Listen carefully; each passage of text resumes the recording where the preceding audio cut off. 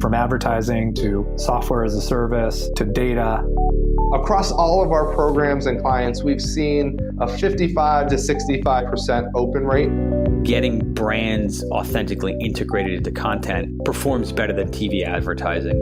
Typical lifespan of an article is about 24 to 36 hours. If we're reaching out to the right person with the right message and a clear call to action, then it's just a matter of timing. Welcome to the MarTech Podcast, and I Hear Everything production. In this podcast, you'll hear the stories of world-class marketers that use technology to drive business results and achieve career success. We'll unearth the real-world experiences of some of the brightest minds in the marketing and technology space so you can learn the tools, tips, and tricks they've learned along the way. Now here's the host of the MarTech Podcast, Benjamin Shapiro. Welcome to the MarTech Podcast. I'm your host, Benjamin Shapiro, and today we're going to discuss Clearbit's B2B data activation platform for marketing intelligence. Joining us is Kevin Tate, who is the CMO of Clearbit, which is a marketing intelligence solution that helps B2B marketers and revenue teams grow faster and smarter with data. Over 1,500 customers in organizations like Segment, Asana, and Atlassian use Clearbit's data activation platform and APIs to create demand, capture intent, and optimize their pipeline. And today, Kevin and I are going to discuss using Clearbit for building data-driven products. All right, here's the first part of my conversation with Kevin Tate, the CMO of Clearbit. Kevin, welcome back to the MarTech Podcast. Thank you, Ben. Thank you for having me. Good to see you, sir. Always excited to have you here on the podcast. Great to have you back, and excited to hear a little bit about what's going on in your world. I'm a huge fan of the Clearbit product, used it for years across multiple companies, and I think of Clearbit as the way you figure out who's actually getting to your website so you can remarket to them. But you guys have been doing some really interesting and innovative new things. Tell us about the new. What's going on at Clearbit? The new. Well, the latest thing we put out into the wild is a program we call Powered by Clearbit. And as you mentioned, it's for teams building data-powered products. And really, it relies on the same elements of Clearbit that you called out earlier. There's one way to look at Clearbit, which is a set of company and customer data that you then access through APIs to make all your different systems or processes smarter when you need them, whether that's enriching your CRM or helping to personalize your website or score your leads, et cetera. But that foundation of data plus APIs is also really interesting if you're a product team and you're looking to build a product that you want to be as contextual and as personalized as it can be to your end users. So that's what people use Clearbit's data for in that context. Well, here's a fun one. Kevin, I'm building a data product. What? Yeah, well, we've actually built it. Don't tell anybody. Oh, shit. We're on a podcast. Yeah, as part of our sponsorship program, and the reason why people hire us to build podcasts for them is we have the ability to ingest the data from who's listening to a podcast to run retargeting campaigns. One of the big things that we figured out how to ingest the data, how to clean it, how to turn it into the right retargeting audiences, and then run the campaigns against it. Woohoo! How innovative. But it's really hard to figure out who the actual people we're retargeting are. So it sounds like there's a match here. Tell me a little bit more. I've got data on data, but I don't know who my audience is. And isn't that what you guys do? It is. Well, and there's sort of two parts to it. So the first, which we talk about as reveal, is figuring out who someone is, what company they're coming from. And the most common way to do that is with a reverse IP de-anonymization. So being able to understand based on your IP address. And then we do a lot of machine learning based triangulating around, okay, even though you're working from home, we can figure out what company you're coming from and all that kind of good stuff to get very accurate. But of course, things like an email address or other things will let you know where someone's coming from.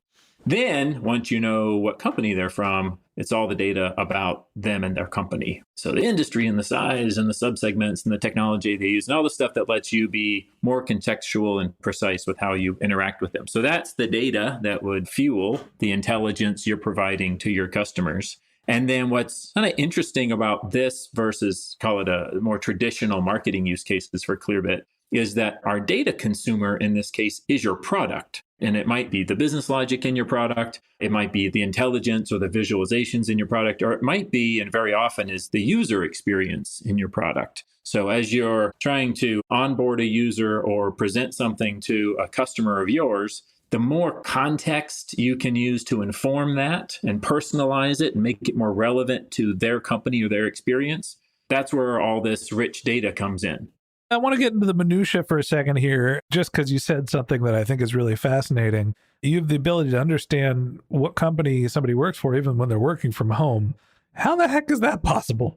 Well, when everybody went home first, it was challenging for everybody in the IP resolution business because all of a sudden everybody looked like they were working at Comcast or what have you. But now that people have been home for a while, and we're lucky at Clearbit that we get signals from all the different sites that are using different parts of Clearbit technology, and that helps us get signals about what are company identifying signals from that IP address, even though you might have several at the same house, right? So my wife and I both work from home. And even though she's in film production, I work at Clearbit, so no one would confuse those two things. But if you're going strictly by IP addresses, you're going to see some of the same ones. But by seeing that, well, I'm actually the person who's going to these sites and identifying myself as being from Clearbit, signing up for forms and doing things that tie me back to the company, now we can say, oh yeah, but this IP address, that's actually this guy. Okay. Getting better and better. And that's one of the areas where we use machine learning to train those models and create a probabilistic view of, yeah, we're 90% sure this is Kevin. God, it's an amazing technology. Talk to me a little bit about who the target market is for the new product. It's not your traditional marketing use case exclusively. It's not CRM enrichment like most of us think of Clearbit. You mentioned it's for product teams. What type of products are we talking about? Yeah, product teams and engineering teams. So actually, this is something Clearbit's been at for a while. We just didn't have a formalized program around it. They're about 80 or so of the most popular MarTech and B2B apps actually use Clearbit data in this way. Things like HubSpot, G2 Buyer Intent, Clary, Mutiny, all these products that a lot of us use incorporate Clearbit data into the product in some way, informing that experience or making it smarter or providing a part of the value. So what's happening when they're doing that is that they are, in most cases, accessing Clearbit data through a real-time API call.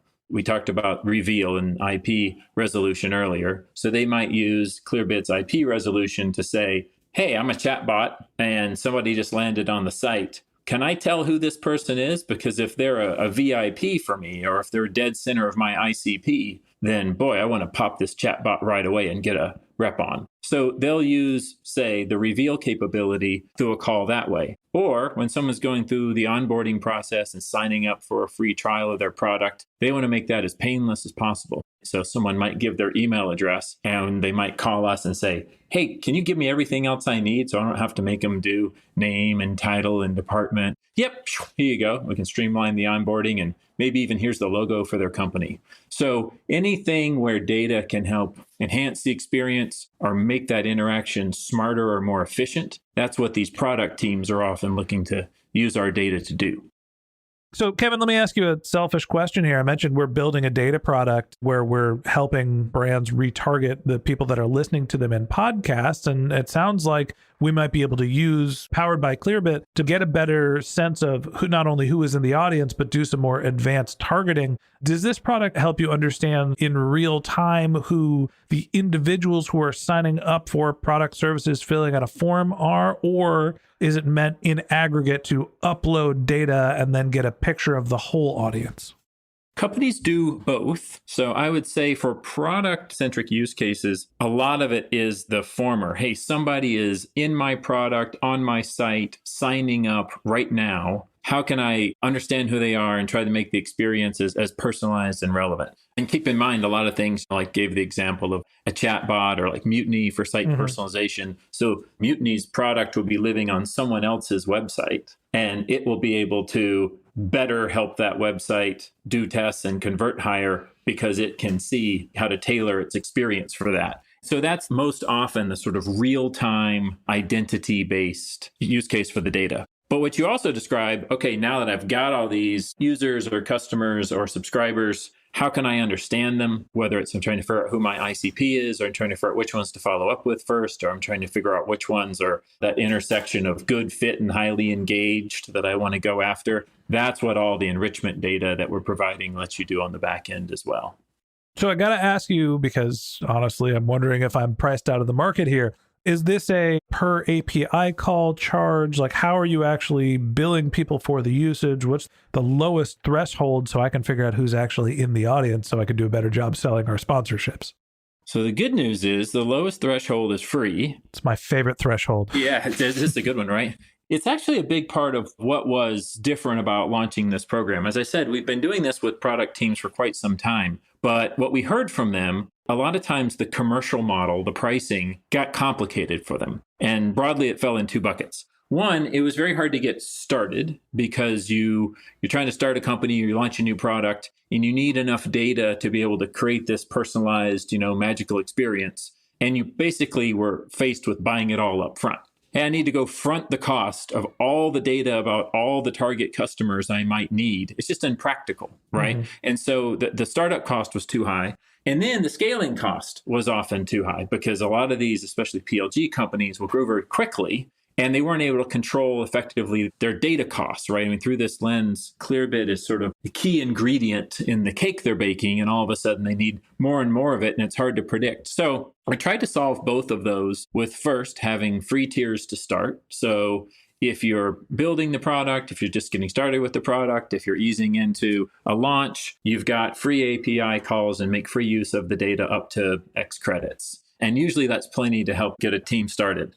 And then we have a couple of different ways once you're scaling to decide that you want to keep paying for the ingredients, if you will. One is if it's a very predictable business and let's say Clearbit is part of it, but it's kind of behind the scenes. It's part of what goes into it, but it's not super clear to the end customer. Then you can get Clearbit data like normal. You can just, based on this many records and this much usage, I'm going to buy these, I'll front the cost for the credits. Mm-hmm. But if you're in a scenario, and this happens more and more, where the Clearbit data is actually part of the experience that the customers get.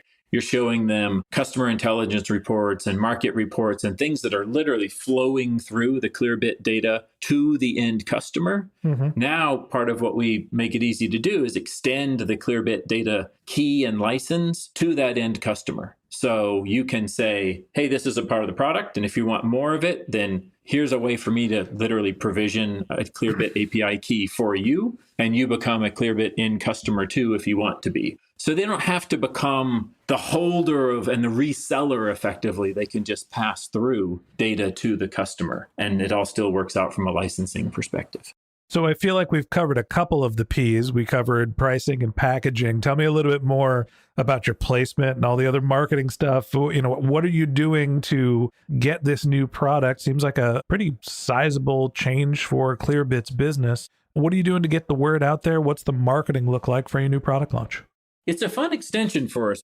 We had treated it kind of like just a different pricing model for a while. Oh, okay, it's one of these in-product deals, we would call it. And then because we realized we needed some of this innovation around how it's packaged and how it's priced to make it easier to get started and then scale with Clearbit data, we created our own team, so dedicated sales force now and dedicated solution engineers. And we have resources for the product teams that are much more technical in nature, right? So here, get access to the API, get your free key, get started instantly. And as you well know, selling and working with developers and development teams, it's a very different type of sales cycle than, say, working with marketing and operations team on data for the pipeline. So that's been fun to lean into. It's frankly taken us even more into the sort of world of product-led growth. And PLG has always been an important segment for Clearbit, but now we're working with both the marketing and growth side of the house and the product and engineering side in a lot of these PLG companies. And it's really fun. We learn a ton by working with companies who are building these high growth products. So last question I have for you, as you, the CMO, the head of marketing at Clearbit, it seems like you now have multiple ICPs. How are you able to keep your eye on, I guess, the multiple balls there when you are not only going after the marketers who want to enrich data, understand their customers, working with sales and marketing, but now you're sales, marketing, product, engineering. I'm sure there's some customer success folks. You basically are selling to everybody in a technology company. That's a lot of different target markets. How are you getting your head around that?